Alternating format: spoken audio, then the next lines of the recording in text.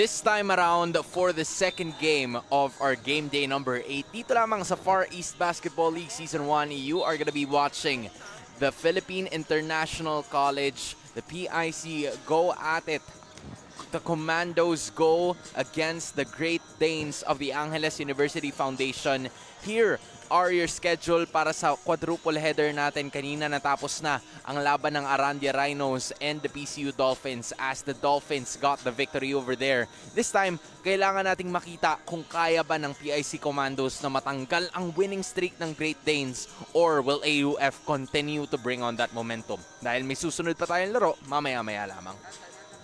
So our next games will be the PLP Green Warriors against the PLP Maritime Institute Admirals, and rounding it off is the PUP Radicals versus the CSC QC Wildcats. This right here is currently our match at hand. PIC Commandos, they have their share of wins and losses so far. And the Commandos, kumbaga parang ano sila eh. I should say na medyo mga late bloomers sila ng ating liga just because they've, started to start off weak and then maybe strong, pero ito strong all throughout. Angeles University Foundation, there has been a lot of things that you can really take note of in this competition, and not only that, pwede nyo ring tutukan ang posible nga na, I'm calling it, the early MVP of this league, Charles Witison.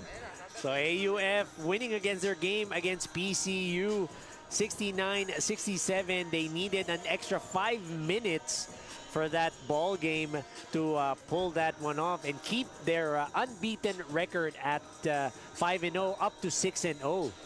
Yeah, he's really a strong player, getting at least those points. Close triple-double call nga sana ang pwede nating asahan mula kay CJ Buitison, but that is again against the performance na dinala nila kontra sa PCU. But now, going up against them are the Philippine International College, the Commandos, looking for an extra victory para mas makaangat pa sila lalo in terms of our standings. And one of the players, you probably don't see him as of the moment as they're trying to go for their huddle, pero ang posible nating makita dito is another emergence of James Bidol, one of their big guys for the Commandos. So PIC Commandos standing at 1-4, lost against PUP 70-92, could not overcome the suffocating defense that PUP is known for. You mentioned James Bidol scoring 16 points, 5 assists, 7 out of 9 field goals. That's 78%.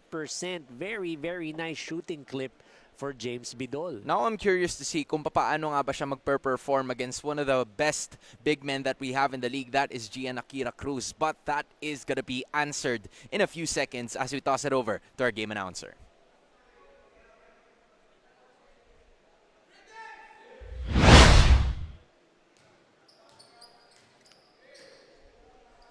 Good morning, ladies and gentlemen, and welcome here inside the Central Recreation and Fitness Center for the continuation of Far East Basketball League.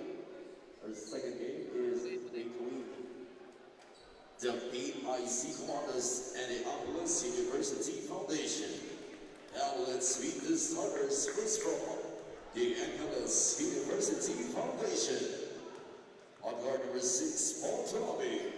On guard number 10, Vince Atwell. On forward number 4, Gian Cruz. At forward number 77, Charles Buitison. And at center number 99, Leonardo Lemon. Head coach for Angeles University Foundation. Point is 1. Now let's meet the starters from the PIC Commandos. Starting guard number 11, Marvin Felix. On guard number 0, Carlos Strong. At forward number 4, James Bidol. Our forward number 34, Errol Valente. And at center number 15, Christian Maton. PIC Commandos is led by Erickson Reynolds.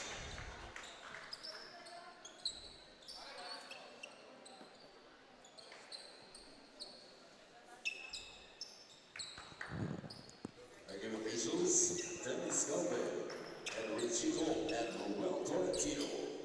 Now you're starting to see the starting 5 of both of the teams para sa ating second game of today. This is still the Far East Basketball League. The PIC Commandos are gonna go up against the undefeated AUF Great Danes, still Hans Galeria and Coach Anton de los Reyes giving you the action this time around. James Bidol, one of the highlight players, and also maybe Carlos Strong has been showing some signs of life in the midway point ng ating liga. But here goes Felix trying to look for someone. There's Bidol lining up a 3, hindi nga lang gagana yun. And that's Akira Cruz, the 4 counterpart nila on the other side. Now you mentioned itong PIC with Carlos Strong emerging as a force in our league. He scored 8 points, 4 rebounds in our last ball game. What was glaring in that game for PIC is si Marvin Felix did not play, or he was absent. So medyo kailangan nila yung steadying force ng kanilang point guard na si Marvin Felix. And he gets a chance to perform right now. This time, Carlos Strong lights it up from top of the key. Is not gonna work. Ang counterpart naman niya sa kabila ay si Charles Buitison. Unfortunately, that is a turnover. Strong already trying to run away. Bidol absorbs it. Napaganda pa. Finding the extra lane for the 2 points. Great shot by James Bidol using his left hand. Kala ko napakalalim na nun. Walang angulo pero nagawan pa ng paraan ni James Bidol for the 2 points. I like this matchup that we're currently seeing here. You know, James Bidol against L3, Leomar Lagman. Really, you know, a crashing matchup there. It's like an unstoppable force going up against an immovable object. I just know that we're up for something here, Coach Anton. But as of the moment, Gian Akira Cruz, that's another player that you're gonna have to watch out for. Well, Gian Cruz, this is their tower of power. Scored 9 points, 4 rebounds, 3 out of 5 field goals para sa AUF in their last game against PCU. Tulabing with a steal here. Masyadong obvious yung pasa na ginawa ng Commandos during that time. Here's Vince Atwell.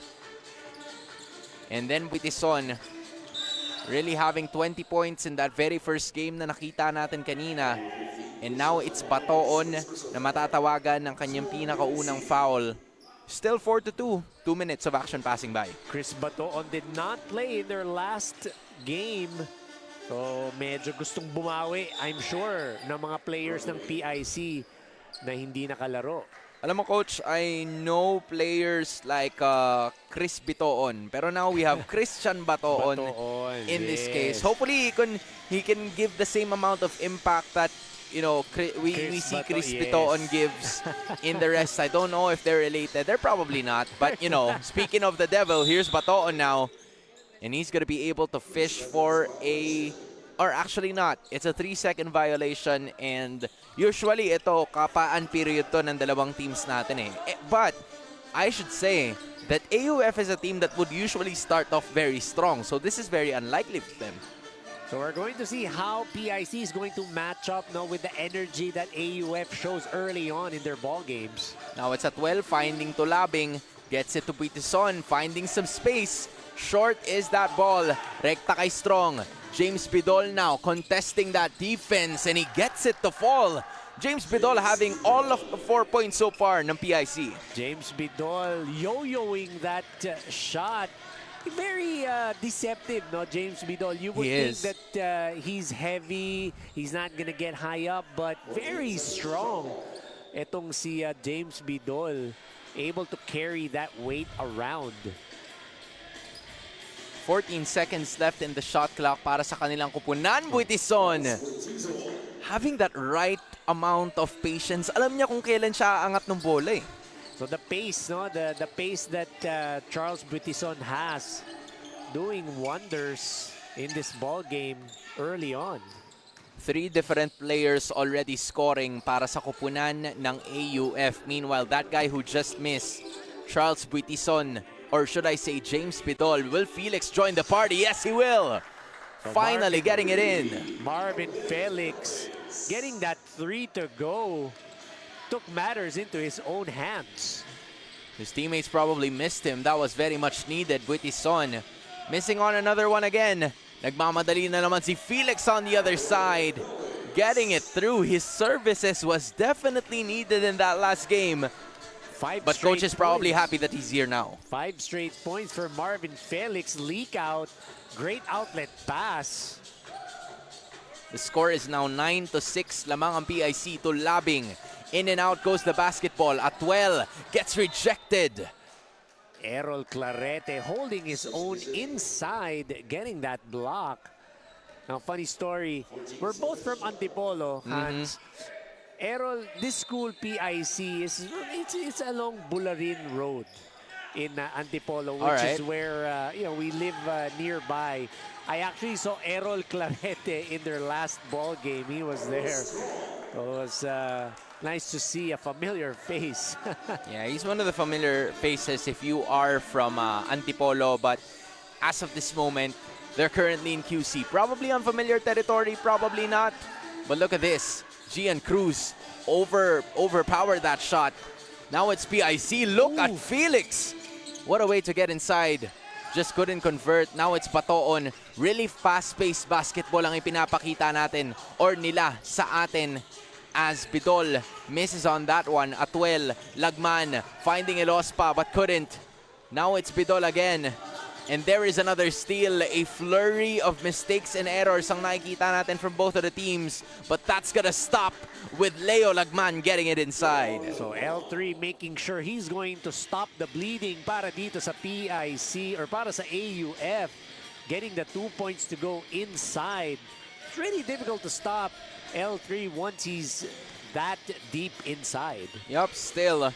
Score is PIC leading by 3, 11-8. Now it's Bidol again with the open space. Getting it to go. Stretch big. Yeah, he's very deceptive if you ask me. James Bidol, I love his jumper. I love how his form is very textbook. You see that follow through, nice spin on the ball. Gets that 3 to go. Now it's Elospa faking it. Leaves it to Akira Cruz. That's Gian. Couldn't get the basket to fall. And there you have it, another stop made by PAC. You would probably be decepted or don't let their size fool you. They know how to play defense as they lead by 6, 14-8, the Commandos.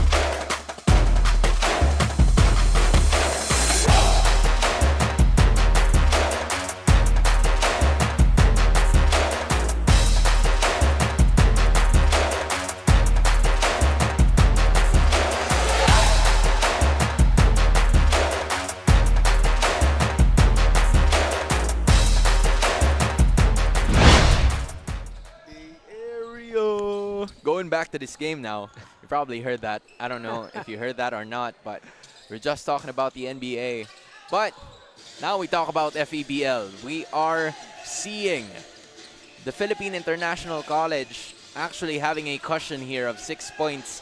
And rarely do we ever say that, Coach, against an undefeated team such as the AUF Great Danes.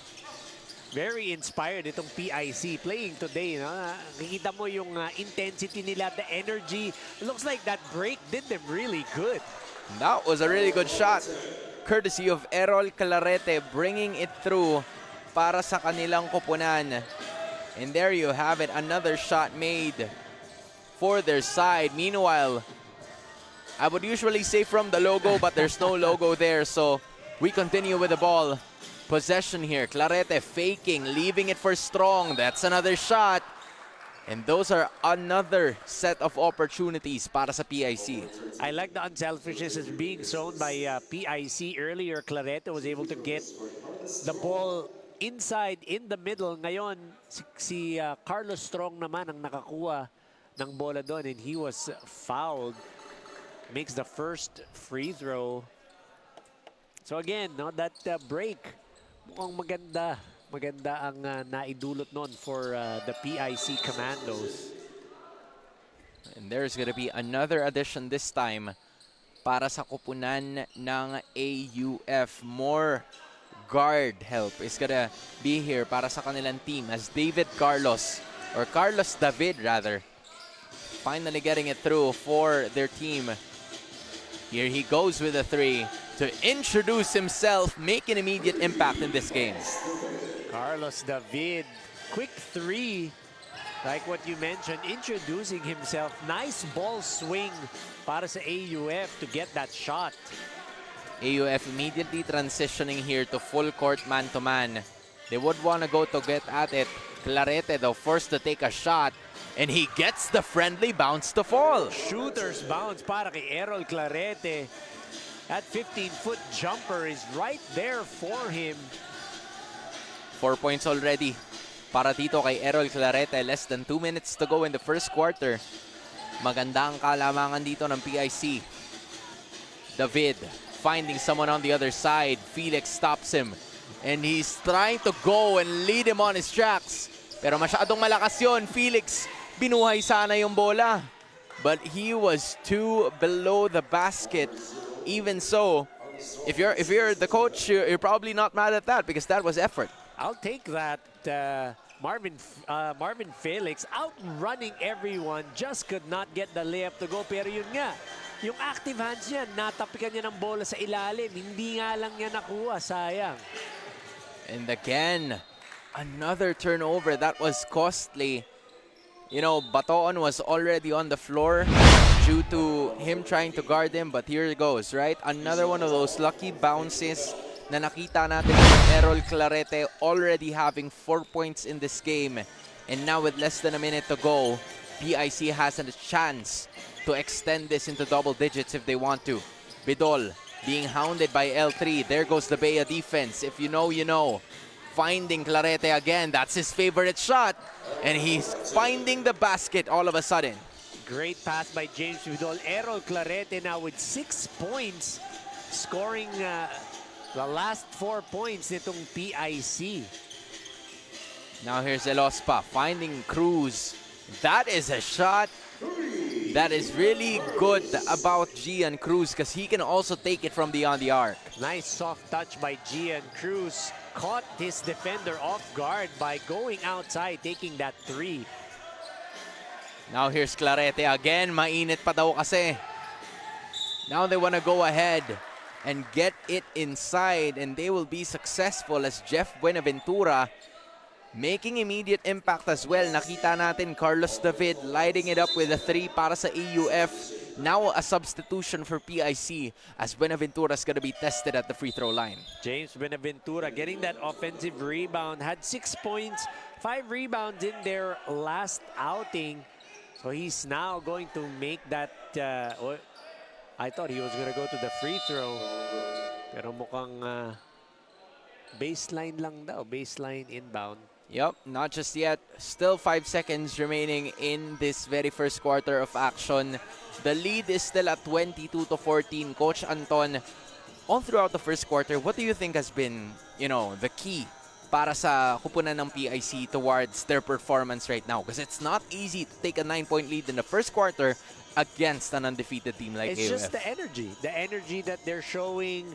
How they're pressuring itong AUF to commit those turnovers, how they're playing the passing lanes. It's like that break really did them really well. Really had them rested, ready for this particular matchup with the undefeated Great Danes. Iba yung takbo nila, coach. Eh, no? Yes. Parang compared to what we would usually see from PIC, now they start to really rev up their engines sa talagang todo from 0 to 100, or in fact they're playing at probably 80 right now in terms of speed. That was it. Another shot, not gonna work para dito kay Paralejas, at doon matatapos ang ating pinakaunang yugto in this game. A really comfortable 8-point lead ang kanilang hawak ngayon. PIC 22, AUF 14.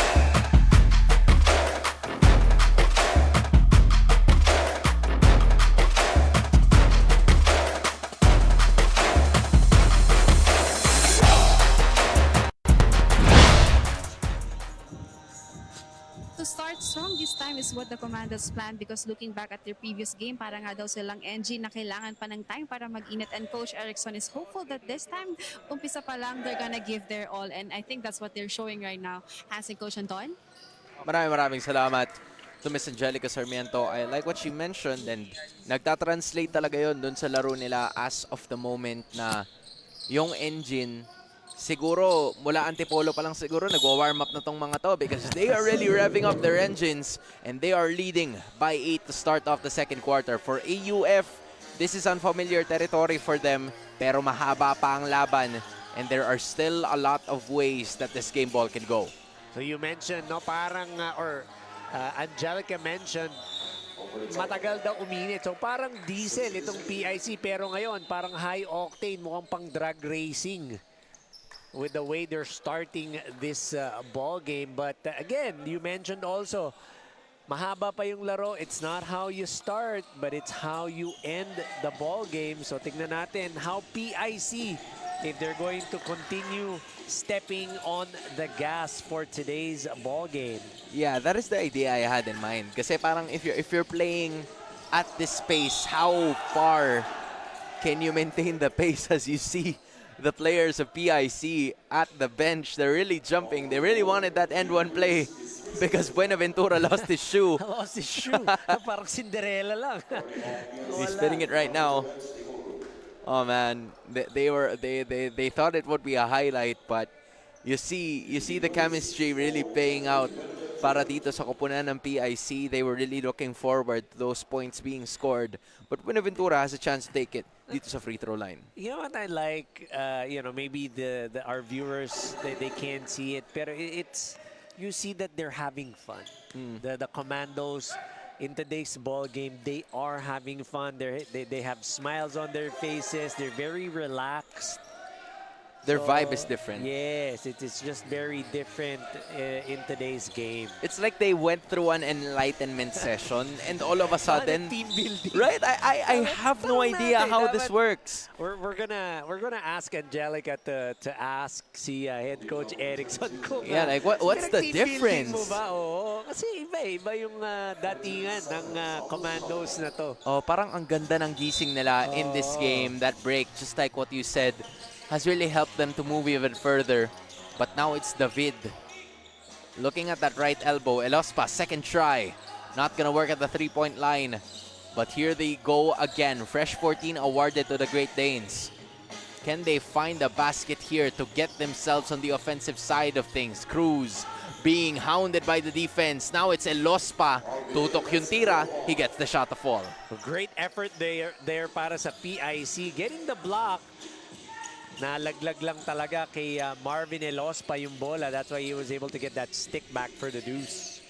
Now it's Paralejas going up against David. Here's Abiog, one of the players na nag-init in their previous game. But then there is Buenaventura again. Just couldn't get the basket. It's been those kinds of, shots for him na akala mo easy to na talaga, but that wasn't the case. But that was really good defense. Galing kay Mercado. He's gonna be awarded with the ball now. At matatawagan ng foul ang AUF. You love to see it, playing good defense, tapos ibinilik sa kanya yung bola para makakuha siya ng chance to score. So that's rewarding the great effort and the great defense being shown. Now, you mentioned si Kent Abiog. He scored 17 points in their last ball game off the bench. Yan si Kent Abiog, and he's been a spark plug para dito sa PIC when they need some offense. Here's Paralejas trying to size up David. Leaves it for Mercado. Here's Abiog. Flyby. Unfortunately, that is a 3-second violation na itatawag sa kupunan ng PIC, so AUF will retrieve possession. Kent Abiog, that's the second time I've seen him, no? Yung alam niyang challenge talaga yung tira niya. He goes for that shot fake. That's very smart, no? That's a mark of a smart player. That's like a fundamental already taken, but as you guys can see, another foul is gonna be called against, this time, Katome, wearing number 35. para sa team ng PIC. They're gonna have to limit those as of the moment because again, it's gonna start to be a lot of problems as Elospa challenging the defense, getting it again. Meanwhile, nandun si Kennedy Pineda nasa likod, but they can't get it. They can't get an offensive rebound or a defensive rebound to get the possession right back to them. Maybe this is something na makikita ng AUF to get themselves back in this game. So PIC needs to box out better because obviously masyadong malaki itong AUF, no? Especially ito si Gian Cruz underneath. You have to be able to box out. Hindi pwedeng makipaglabanan ka sa talunan kasi talo ka eh. Mas matatangkad, mas malalaki itong Great Danes. Parang mga Great Danes yung mga players sa loob. I'm just talking about Gian Cruz. Yup. He's stands about 6'3", 6'4". So talagang may height advantage. And he gets a well-deserved break on the bench due to that performance. 7 points already para kay Gian Cruz. And now again, they're transitioning to a full court man-to-man as Paralejas will now be hounded by this team. He's done a good job as well in the absence of Felix dahil nandyan siya, but another error is gonna be called against the side of PIC. Halos pang-apat na beses na yan na nandun siya sa 3-second violation. So he has to be more aware of the offense that's being run kasi parang nawawala siya eh. Kaya siya naiiwan doon because he's crashing the boards already. Now they want to go for quick passing. Pineda lights it up. Doesn't get it to fall. But here it goes again. Kita nyo naman, that has been the case so far para dito sa kupunan ng AUF, overwhelming you with size. That might be the difference maker here. So Daniel or Kennedy Pineda not able to get that to go, but Marvin Elospa there to clean up. Scored 10.7 rebounds, 3 out of 6 from the field in their game against PCU. He now has 3 points due to that first free throw made para sa kanyang kupunan. Maybe he can even add to it if he wants to. Again, I'm not gonna speak, Coach Anton. Please remind me about that. I will always forget. I have always forgotten about that. But so far, Carlos David still not converting. He has made 1 3-pointer. He hasn't converted ever since. Now it's Dairit faking, waiting, leaning, and shooting that shot. Angelo Dairit getting that mid-range jumper to go off of those series of fakes. Jab step, up fake, you name it, his bag was on display. From 24 to 14, the Great Danes have made a 7-0 run, playing patient basketball, getting the shots that they wanted, and overwhelming them. They are now down by just 3.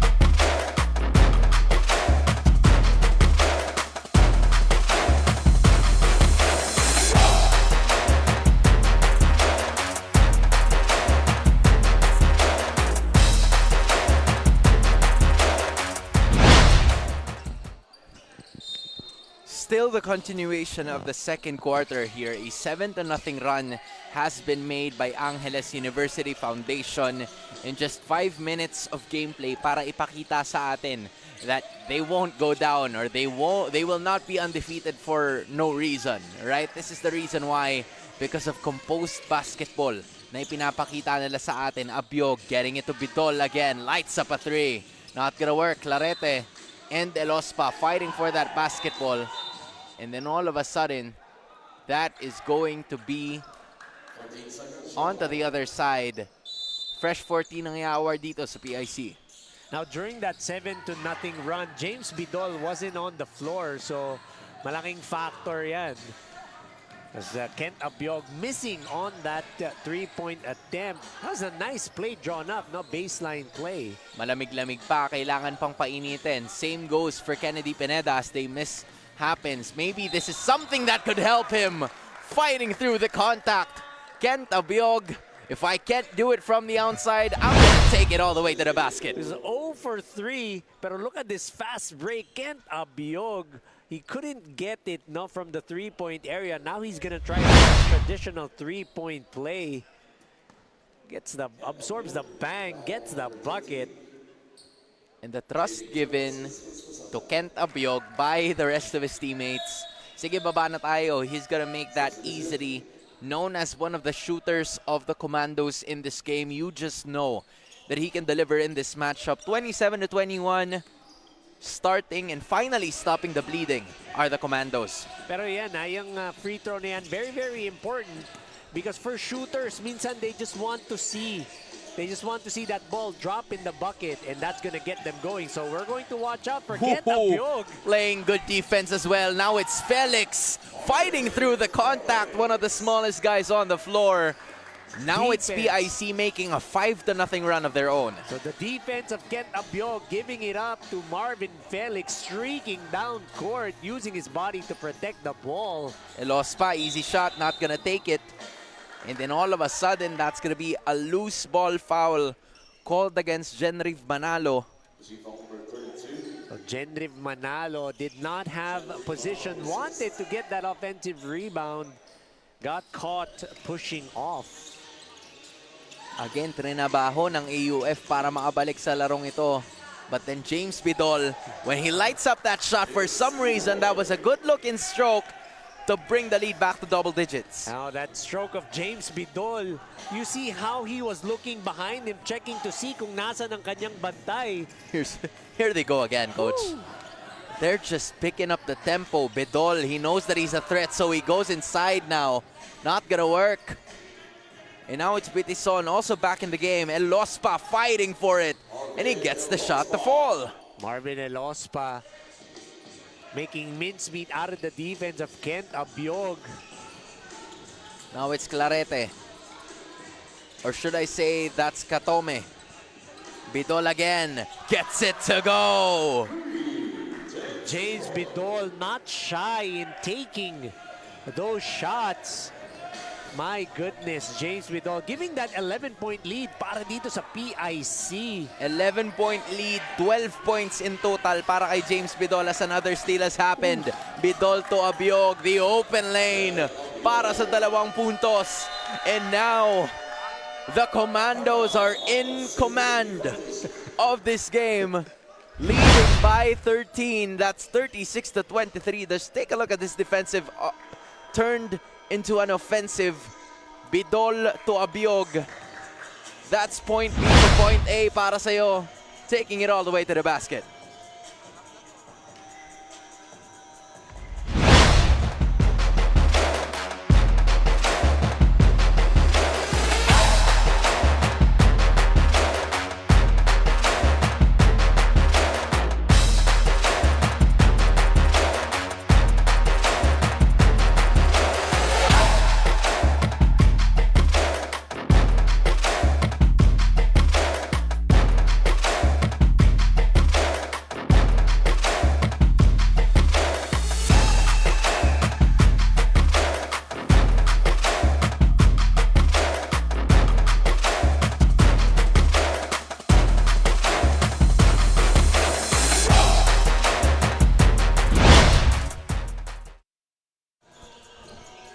PIC Commandos are in control of this game, 36-23.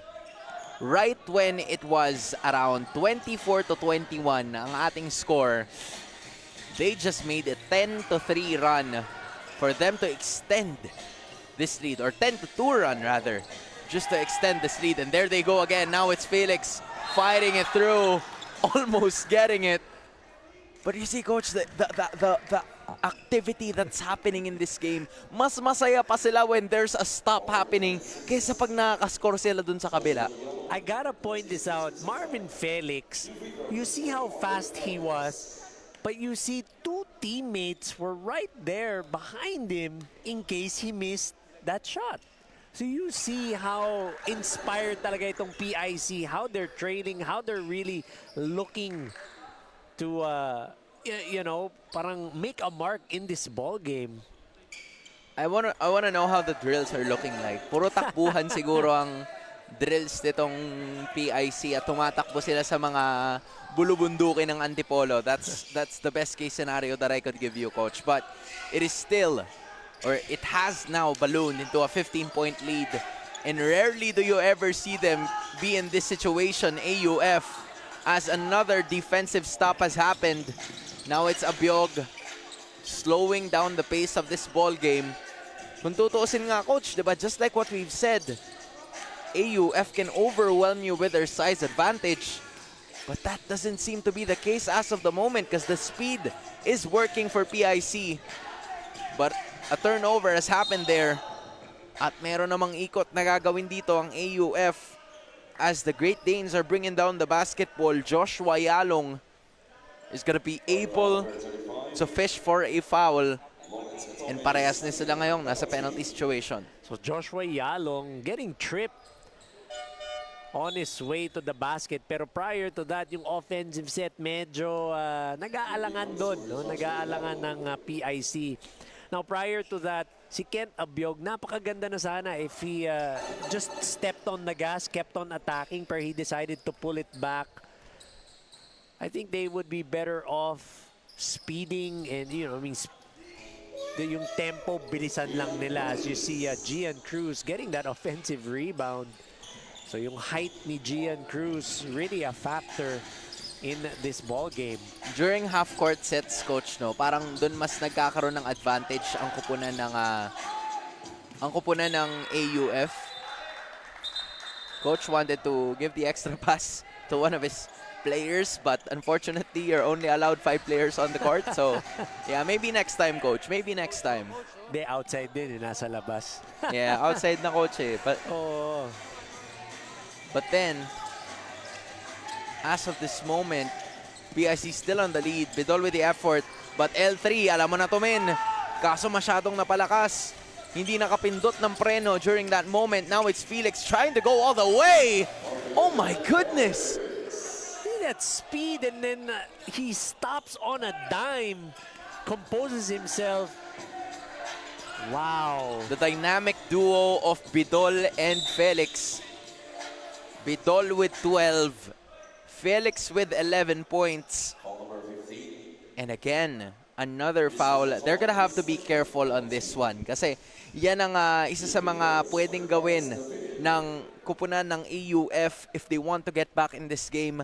Lalo na they have the advantage pagdating dun sa mga sets and plays nila in the half-court line. And that also breaks the momentum para dito sa PIC. If you commit those fouls, you send the players to babagal the free yung laro throw. eh. Yes. There it goes again, Coach. Cruz again, getting it to fall. It's been like that. It's been that kind of story so far. Cruz already with 11. Abiog not gonna let it through. They were aware of the remaining time on the clock, and that is gonna be the end of the first half. PIC Commandos, an unlikely hero here, showcasing what they can do in this basketball game. As AUF, they're in a little bit of a pickle. So the coaching staff, or the head coach rather, would have a sit-down talk with them. They still have time. In a few minutes, we'll be back for the third quarter of action.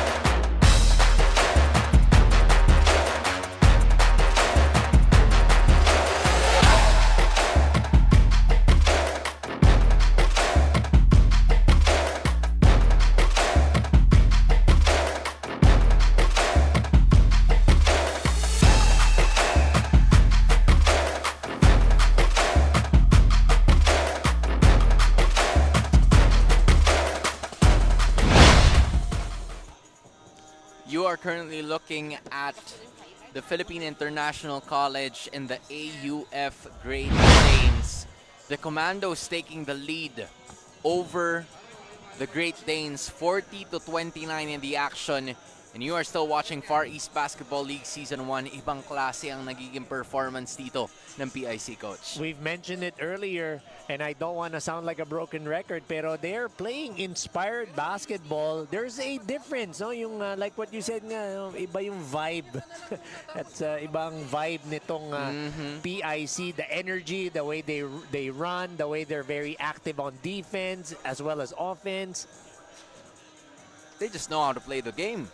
And I think, especially with what we've seen, the stats are gonna be showcased in just a bit. Pero halos kakaunti nga lang masyado. Hindi pa talaga pinapasok yung ilan sa mga members dito ng PIC. And, you know, we haven't really seen a lot of players playing as well from the side of AUF. Pero a lot of minutes have already been exhausted. You see, 17 minutes from Gian Cruz, 17 minutes from MJ Elospa. And, you know, to say that if I would say Charles Buitison is even struggling in this game, only scoring 2 points, -12 in plus-minus 2. 5 minutes. No, he's only played a total of 5 minutes in this ball game. We want to know, maybe there is something wrong, maybe medyo may iniinda siya, hindi natin alam. Pero ito ang ating halftime stats. As you can see, PIC, AUF, identical ang field goals, pero yung pag-conversion lang talaga ng PIC, medyo lamang ng bahagya, as well as sa 3-point department, parehong 8 field goal attempts, 3 para sa PIC ang converted, 2 para sa AUF, 12-9 assist story. Siyempre yung rebounds, 11-15 AUF. That's a given kasi matangkad sila eh. They have the height advantage, so they would have the advantage sa rebounds. Bench points, AUF, kasi nga na-mention mo. Hindi pa talaga nagagamit lahat ng players ng PIC, pero sa kanila ang lead, 11 points. Yeah, they were just really performing very well. And you were talking, Coach, about the difference between a diesel engine and drag racing. And for this team right here, PIC, nakilala sila as a team that would always start very slow. And there would always be moments na kapag nagsisimula ka kasi ng mabagal, pag natambakan ka, if you don't have the necessary tools to get back in the game, it's always gonna end in defeat. But then, for this one, they've started with a drag race mode at talagang nagawa nila ng pandiinan yung kanilang mga ganap in the first half of action. The question is, drag racing can exhaust so much of your energy, so much of your gas. How long can PIC keep this up, or will they keep it long enough to get the victory in the second half? As we approach the third quarter of action right now, it is still PIC holding the basketball to start off our quarter. A newly reformed defense ang ipinapakita nila sa atin ngayon. Look at Bidol, challenged with the defense. You start to see a certain adjustment now. So AUF, you see that adjustment you mentioned. Si Marvin Felix, yung defense sa kanya ngayon, talagang tutukan, tapatan na. Look at this. They're starting to have a hard time. Di na nila pinapabuelo. And then there's Cruz down low. Couldn't get the basket to fall. Another try at it. This time it's to Labing, getting the friendly bounce to go inside. So it's really difficult para dito sa PIC to get those defensive rebounds. They gotta box out. They gotta out-position yung AUF players. Now they want to go ahead to the other side. Unfortunately, that's a traveling violation called against Carlos Strong. Dalawang immediate turnovers kaagad. Or shall I say, 1 turnover and 2 missed opportunities para sa side ng PIC. Putting the gas now, our AUF. Looking at Atwell, wide open. Goes for the air ball. Off to the left it goes. Batoon fighting for the rebound. He will obtain it. Gets it to Bidol and then to Felix. Cruz guarding a point guard, and he gets a steal off him. Good awareness from the big guy, the tower of power of AUF. Now it's L3 trying to bump through. He gets it to Buitison. Couldn't get the basket. An off night from Charles in this game. Here's the matchup I was waiting for, Coach. I know you're probably mesmerized right now. Bidol against Lagman. Gets it to Clarete. And Bidol again thought about it. Stepping right back. Clarete trying to contest the pressure now. Here's Batoon. 2 seconds remaining. Strong for the three. No good. They still get a fresh 14 though. Rejected by Buitison. Here's Batoon again. He still gets it. Can he find the basket? And look at that. Christian Batoon after 3 tries. He finally gets it to go and the bench is loving it. The tenacity, the relentless drive of Chris Batoon prevailing in that possession. Wow. What a way to get your first 2 points in this game. But then, there is your offensive foul called against Gian Cruz. It is starting to be a problem as of the moment. And there you have it. Ready to go. Chris Batoon holding his own underneath. The frustration on Gian Cruz very evident in that possession. Now it's Felix. To Bidol, 10 seconds remaining on the shot clock. Bidol against Lagman, finding Strong again. Chucking up a shot, not gonna go. But there you have it.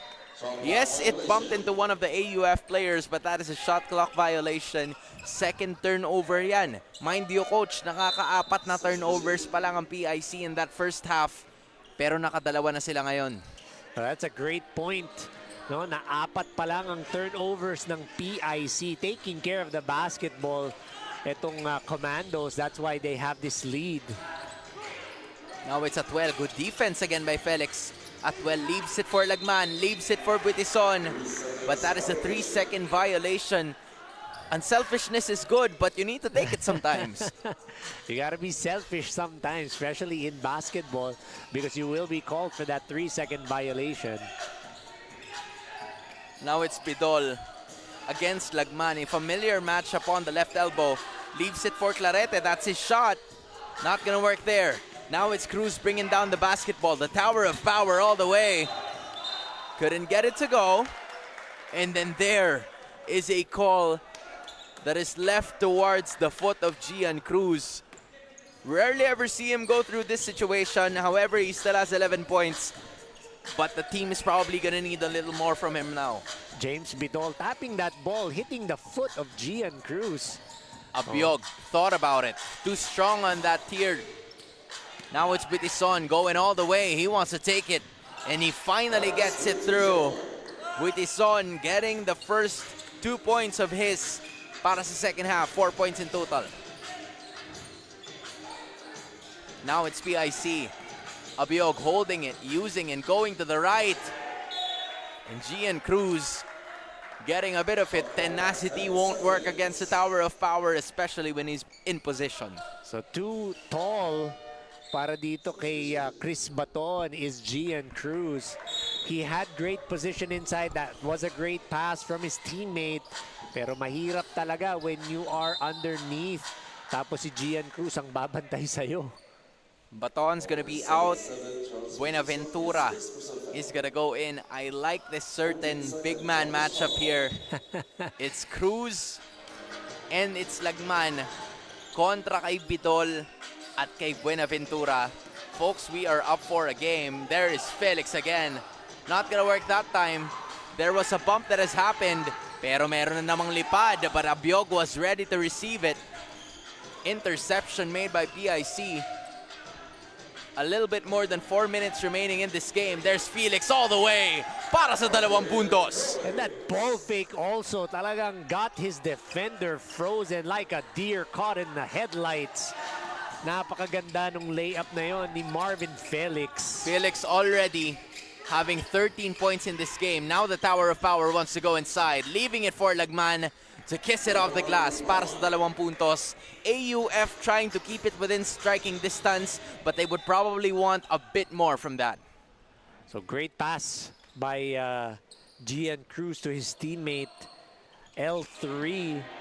Nag-collapse yung defense kasi and he was able to locate his teammate. So great presence of mind by Gian Cruz. No hesitation from James Bidol. Another stop made.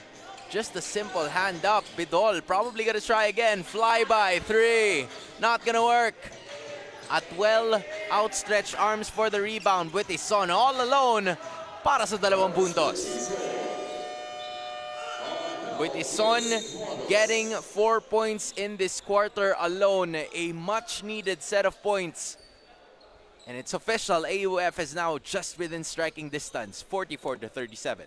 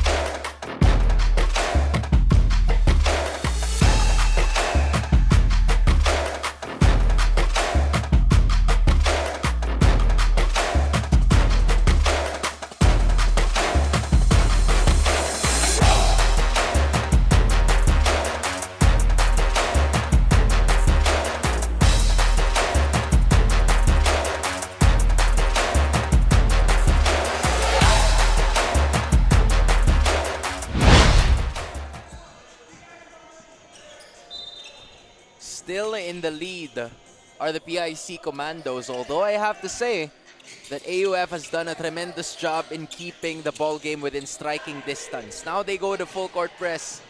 Abiog finding it through, and an immediate answer, not minding or not giving a care about the press. And that's how you attack, that's how you break a press. You attack, and you see there 3 passes, they are able to break that full court press ng AUF.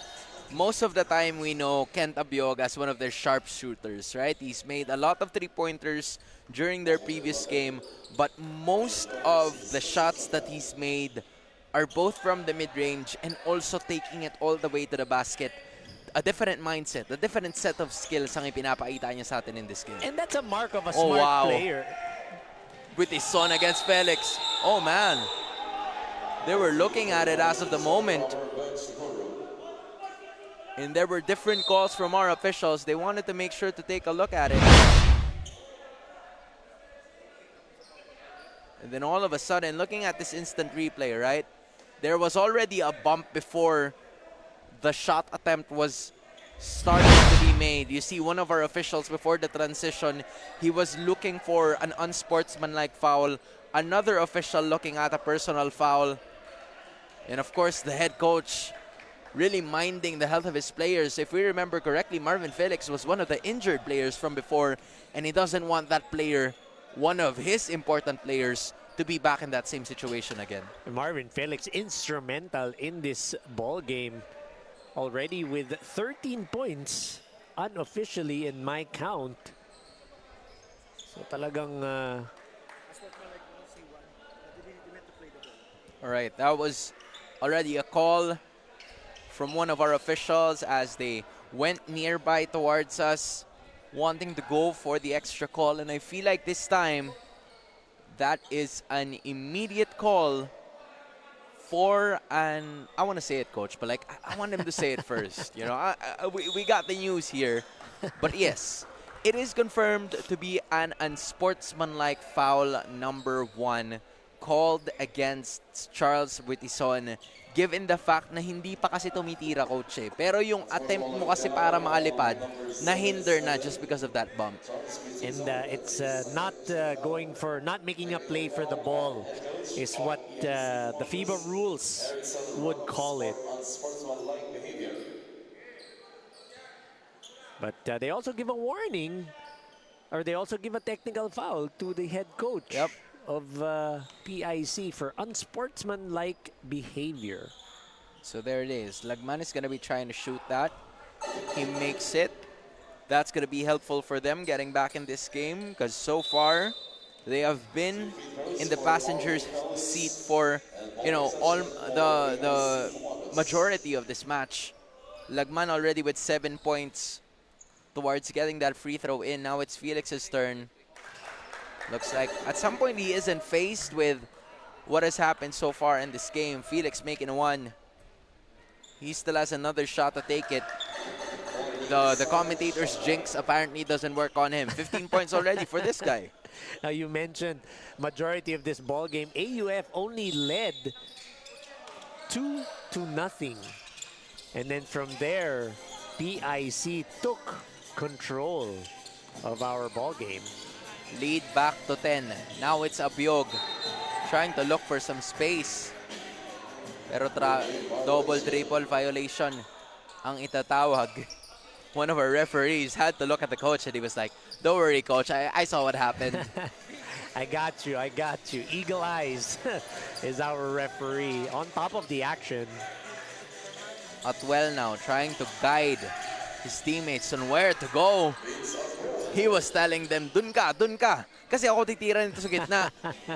I got this. Atwell's first 2 points in this game now. And here it goes again. Tempo starting to lean towards the side of AUF. And if you're PIC, you're gonna have to make an half-court set count. Abiog for the 3. That's good! Oh, wow! Ken Abiog getting that 3 to go, making my partner Hans Galleria look good by saying they need to make good on their half-court set. All right, I see you, Ken. AUF this time around. You hear the bench screaming defense as of the moment, and they've done it. You see the bench, coach, right? They're happier when they see a defensive stop happen rather than when there is a point scored. You rarely ever see teams do that. Well, again, yung defense kasi napaka-importante at napakalaking bagay niyan para sa isang koponan because that's where it all starts. And we always mention this as coaches, walang day off ang defense. There's no off night when it comes to defense. It's all heart, it's all desire. If you want to get your offense going, start sa defense.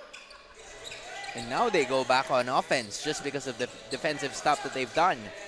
11 is the lead. 1 minute and 15 to go in the third quarter. Felix getting it to another one of these guards. Just press off a shot. Buenaventura couldn't get a hold of that basketball. Elospa nagmamadali na naman. Iiwan kay David. Couldn't get it to fall. Good defense from them, but they couldn't retrieve the basketball. Here goes Buitison again. And then towards that left side, Dairit couldn't get it to go as well. It's been those kinds of unlucky breaks. Tapos kailangan pa nilang dumipensa dito sa kabila, but that is going to be a foul called against MJ Elospa.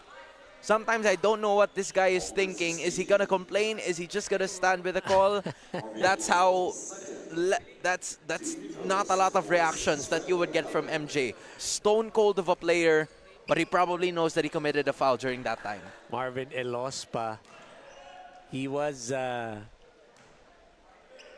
swiping for that ball instead of going straight up. He was going towards the player. That's why he was called for that foul. And that's why number 24, Siegfried Mercado, hit the deck, scored 5 points in their last ball game. But we haven't seen him score in this game. Yun sana yung maglalagay sa kanya ng 2 puntos. Pero it's a miss from him. A chance to cut the lead to single digits para sa AUF. They leave it for Dairit. That's going to be a foul. The question is on who? It looks like it's towards Clarete. Yes, it is. Errol Clarete already at the second personal foul. It was also in the act of shooting, so at this point in time, Marvin Dairit can go ahead and cut this lead right back. And is able to do that with the first free throw down. Great pass by Charles Buitison, getting to the heart of the defense, dropping it off at the last minute dito kay Angelo Dairit. Missing on that second. 1 for 2. 50-50 yung kanyang naging free throw attempt doon. And then all of a sudden, Abiog again.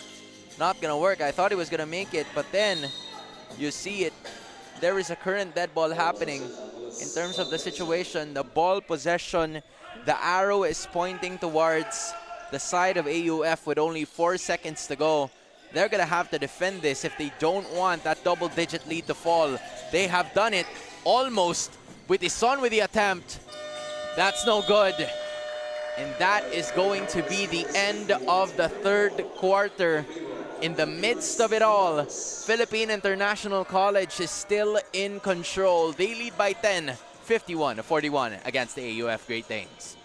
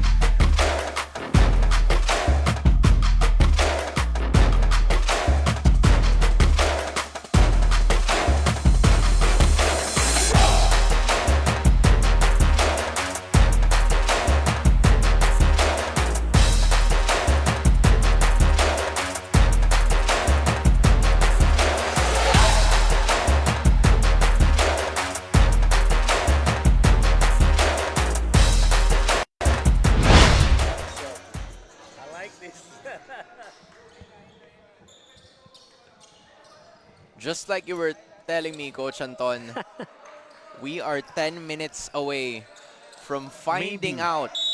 Yeah, we are at least minimum 10 minutes away from yeah. finding out on whether or not we're going to be seeing another team continue to get the victory. Will we see a team stay undefeated, or will we see another set of players fall? We're about to find that out as some of the changes are currently happening para sa PIC. Some of our officials are also taking note of the action so far, just to make sure that everything is all right and chill.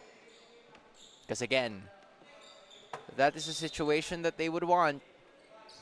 Technical foul on PIC Commanders for delaying the game. But there you have it. Technical free throw for Yomer. There Oh, that were is unfortunate. Six players on the floor para sa PIC Commandos. That's why they were given that technical foul. Or maybe there wasn't a substitution that was awarded to them. Because usually you would have to ask for that, but apparently it's either the 6. Maybe we can check it later on. We'll check on that later. Yeah, we'll check on that later on. But that right there was Leo Lagman wrapping it up with a free point to start off the fourth quarter of action. And back into the fray we go. PIC leading by just 9 points. This is where movies are made of on whether or not an upset is possible. Carlos Strong couldn't get it to go. Bidol's right there. It was retrieved or not because it was brought back. 4-on-1 offense. Now they wanted to go all the way as Dairit gets it to go. Quick 3 points for the Great Danes. Angelo Dairit streaking past his defender. Nice outlet pass to get that 2-point transition. Now here's Strong. Katome with another pick. Can he find someone there? That is Bidol, or Buenaventura rather. You know, at this point in time, it's always like that, Coach. It's always in and out for Buenaventura. I don't know what's wrong. Tutok naman yung tira niya. That's the 4th time that it's gone in and out, or it rattles out para dito kay Jeff Buenaventura. Sayang yung mga opportunity na yan for PIC. In one of those opportunities being the free throw line where he's missed that too, unfortunately. It's a good thing that he's made one, but that's only gonna propel them to 7 points at least. Pangatlong puntos yun para kay Jeff Buenaventura as 3 possessions are separating these two teams. Buetison forcing his way inside. Not gonna work. Again, another stellar defense showcased to us by PIC. A minute already passing by in the fourth quarter of action. Now they wanted to go ahead. Latag na naman kay Strong. Lipat kay Bidol for 3. No good. Boxing out is Katome. He gets it inside the Buenaventura. This time, sinigurado ko na. Nice extra pass by Katome to Jeff Buenaventura. And look at this, coach. Just in case you don't know, the one who's currently guarding right now, that is Minon. And Minon hasn't seen action in the first 3 quarters. He's probably here to play really good defense, if you ask me. Strong's right there. Lagman fighting through it. Another good defensive possession para sa kanilang kupunan. So talking about Axel Minon, scored 9 points, 4 rebounds in their last game. So he is a capable scorer. Just got lost in the rotation because of the stellar play of his teammates. Oh, wow. Ooh. That was Katome getting it through. And that is, again, another benefit for them because I think James Bidol, oh, never mind, James Bidol is there, but to think that everybody else is still there, they were able to operate. I think the big difference and I say big literally and figuratively, is Gian Cruz, not Lagman. inside. Ooh. Missing on that as well was Lagman. And they got the possession to fall. Good presence of mind from Jeff Buenaventura to just bring that ball right back. Pressure probably is starting to get to AUF. Clock is not on their side. So that is something of a smart basketball play para kay Jeff Buenaventura, hitting it off of the AUF player to get the possession back. And coach, kung mapapansin mo yung oras na ginugol dito ng kupunan ng PIC, they're starting their offense at 10 seconds. Minon here, Buitison trying to force it all the way. It's not gonna work, pero I want to know your thoughts on that because they're so used to playing really fast, like double-paced if you ask me. But then, the call probably of PIC is to go a bit slower para maubos nila yung oras. They're trying to melt the clock. They're trying to make sure that they get some offense that's, I wouldn't say deliberate, pero in my mind, I would still continue pressuring, that offense, stepping on the gas. Kasi that's what got you here. So, I would continue on that. Buitison already with 8 points in our current game. Minon trying to guard it against Atuel. Atuel has always been assigned with the most agile players. Now it's Strong, leaving it for Buenaventura. Bidol asking for the screen. He goes to Minon. That's a shot. Axel Minon doesn't get the friendly bounce. Bidol continues to retrieve it. Minon gets it right back. And then there's Kotome. Bidol. Everybody passing the ball now. But 5 seconds remaining. Are they aware of it? Is James aware of it? Buenaventura gets blocked. That's Gian Cruz saving possession for the Great Danes. And there is Buitison. He loves that extra action. He loves taking it all the way to the basket. But at that time, he doesn't get it to fall, but he has a chance for 2 free throws. And this is good because it stops the clock, gives you more time to try and get back into this ball game. Remember, 10 points, not that difficult to overcome with a shade under 6 minutes to go in this ball game. Charles Buitison already with 8 points in this game. He had, or should I say, he was struggling during the first half of action. But now he's getting points on that free throw line. At mahalaga to, coach, because, penalty situation, especially in the fourth quarter, you'd really love to see that. And Buitison making his last 4 free throws have been really important as he is the first, or should I say, second player in this team to get double digits. And that other player is Gian Cruz, who's currently on the floor as well para dito sa Great Danes. Now it's Felix back in action as well. Oh, that is a foul called against Jasper Marzan. Another player, once again, that we haven't really seen action for the entirety of this game. So he's probably there being one of the fresh legs to guard Marvin Felix, who had a part of his energy probably depleted already in the first 3 quarters. And yet, he still found a way to get it to the other side. Buenaventura couldn't retrieve it. Atwell, skip pass to Buitison. Another two-pointer. Leading all AUF scorers is Charles Buitison. And with that being said, AUF is just trailing by 2 possessions, 56 to 50. That's another one of those stakes from Atwell to Buitison. That's from point A to point B, 56 to 50.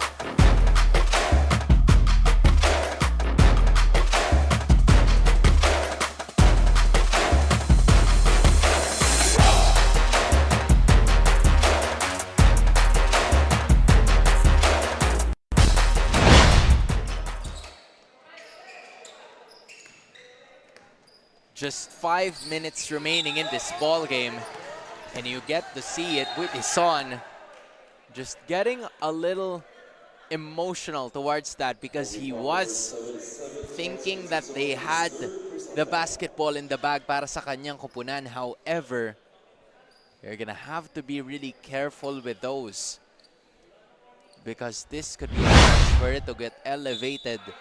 As you see Bidol right over there. Oh, that was a technical foul para dito kay Charles Buitison. He's already had an unsportsmanlike foul a while ago. This time, he's had a technical. Pero coach, pang-apat na yung galaw. But a challenge is actually gonna happen this time para sa kupunan ng AUF.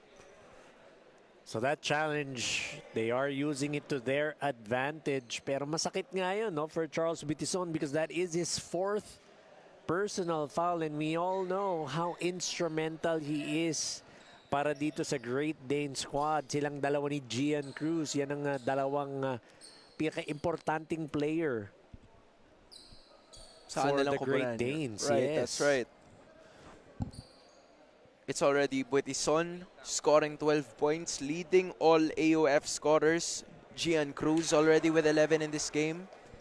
And so far, we're taking a look at a challenge, which is the reason why we're currently at the stoppage of this game.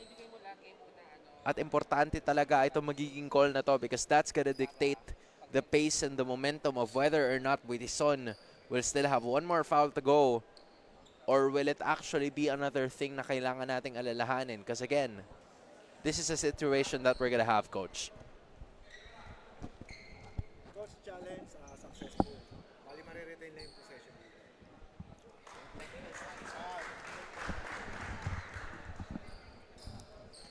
So with that being said, you're probably seeing claps from the side of the AUF Great Danes due to the fact that they, you know what, I'll say it.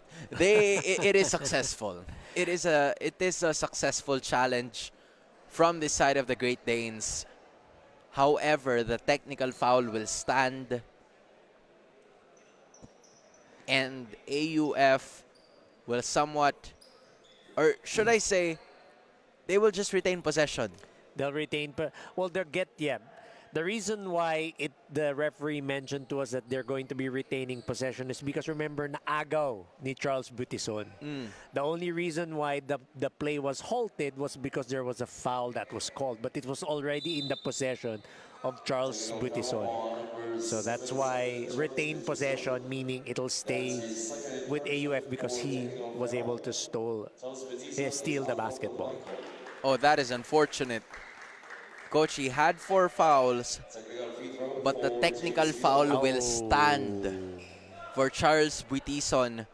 So that only means one thing. He is out of the playing court. He is gone for this game, and to the point where they are actually trailing, Coach, to keep their undefeated record unscathed.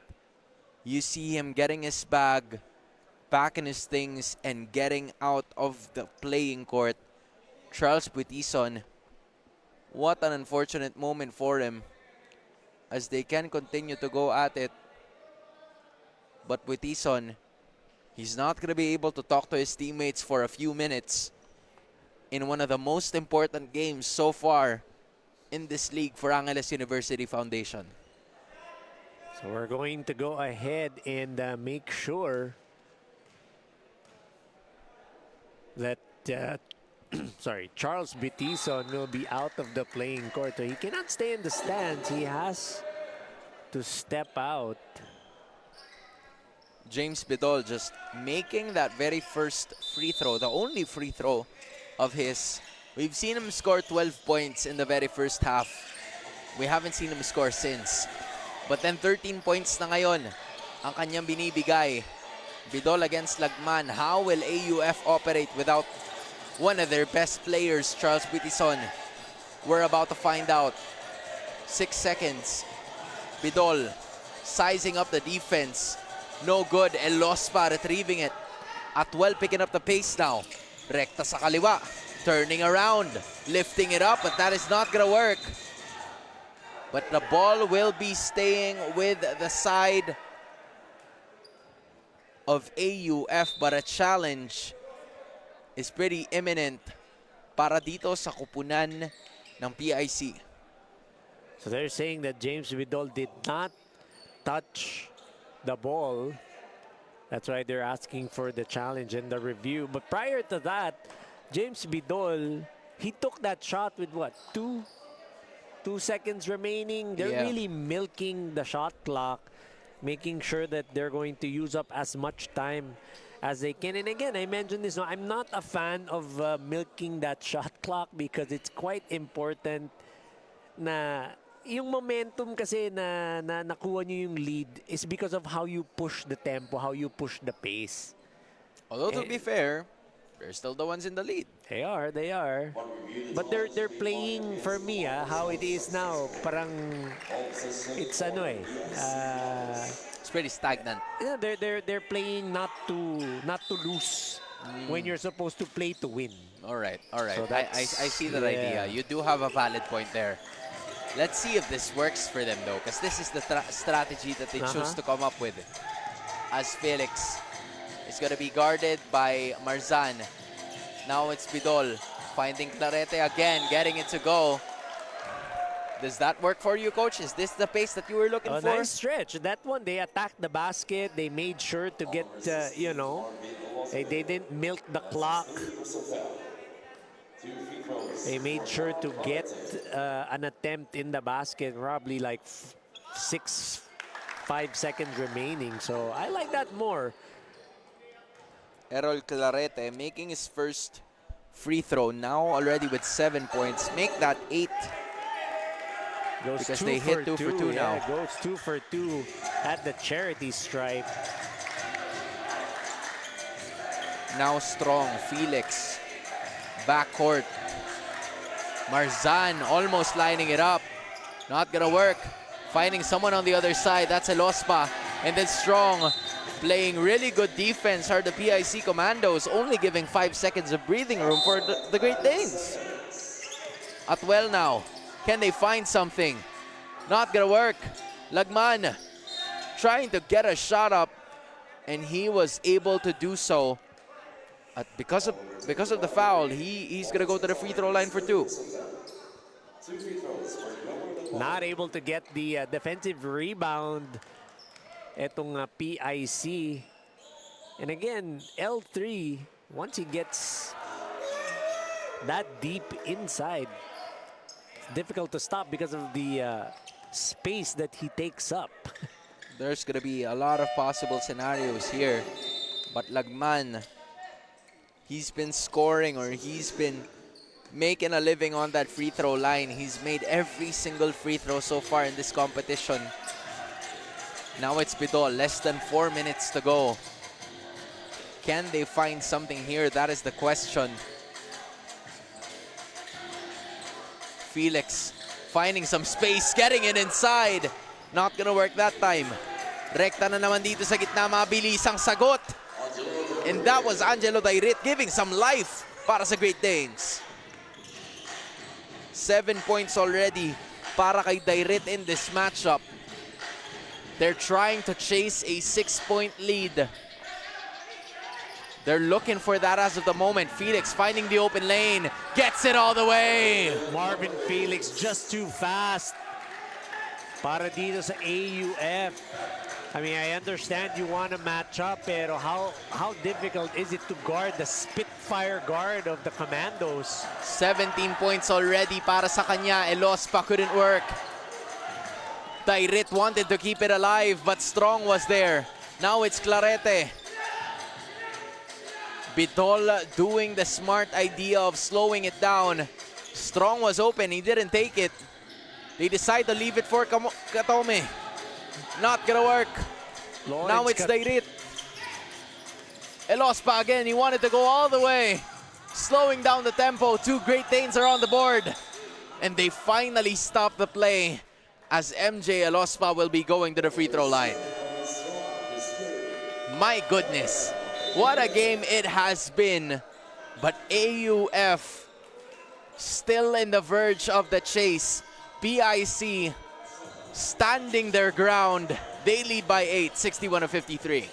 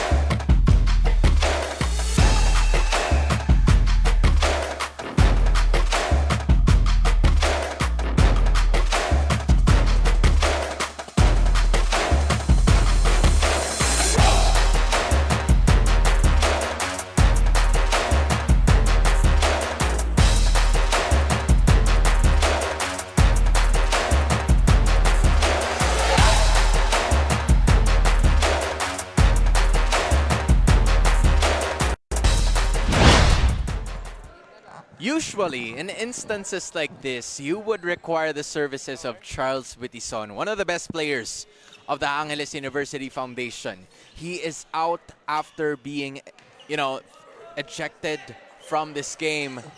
So MJ Elospa, one of the few players para sa kanilang kupunan that would really contribute on a daily basis would be here as he made the first free throw. And there it is again. 7 points available para sa kanyang kupunan.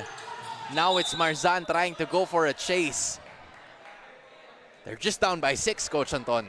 Did you see that fast break attempt para dito sa PIC? That's more I like it actually. Step on the gas, PIC. Why don't you?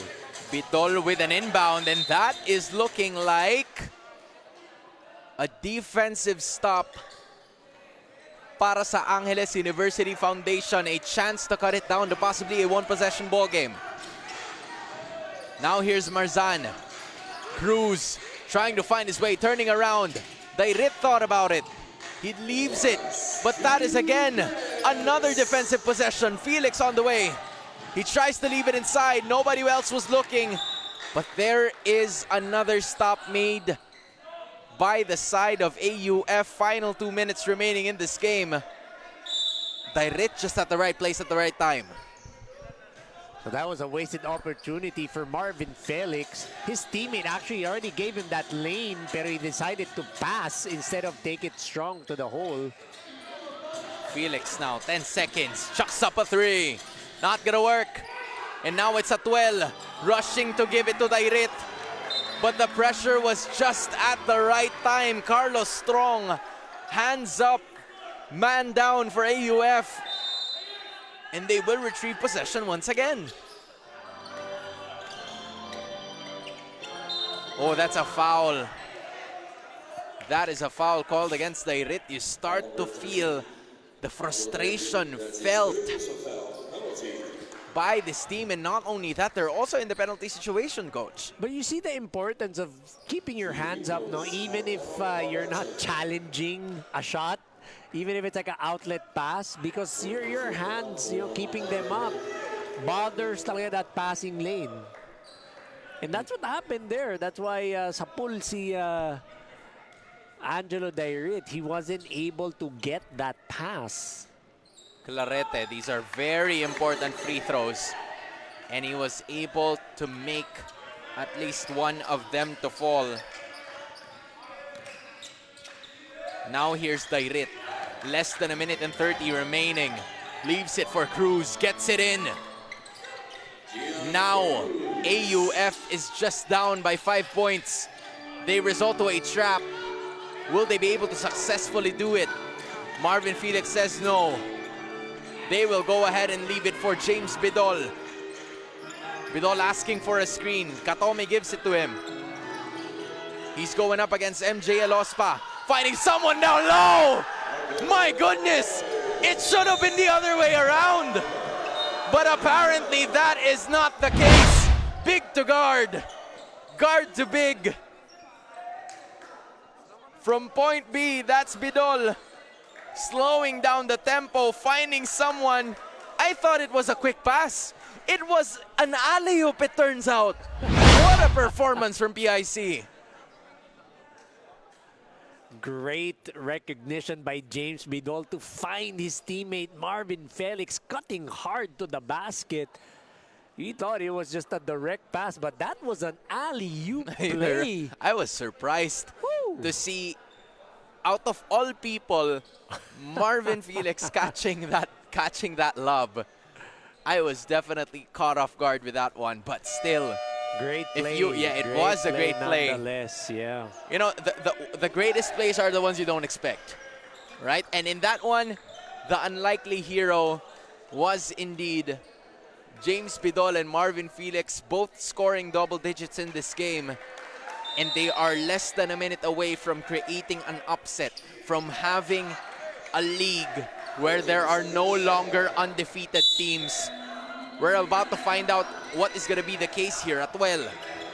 They're looking for it. Dairit gets rejected. Strong absorbing the rebound. Elospa giving some life for this team. But then all of a sudden, ball will stay with PIC. The bench really liking what they see. Felix could be a dagger if they score now. Sizing up Marzan. Just 10 seconds remaining in that shot clock. Bidol taking his time. He's thinking of where to go. He gets it to Katome, who gets it to fall. Might be the dagger in this game. As at well, he's trying to rush to get it inside.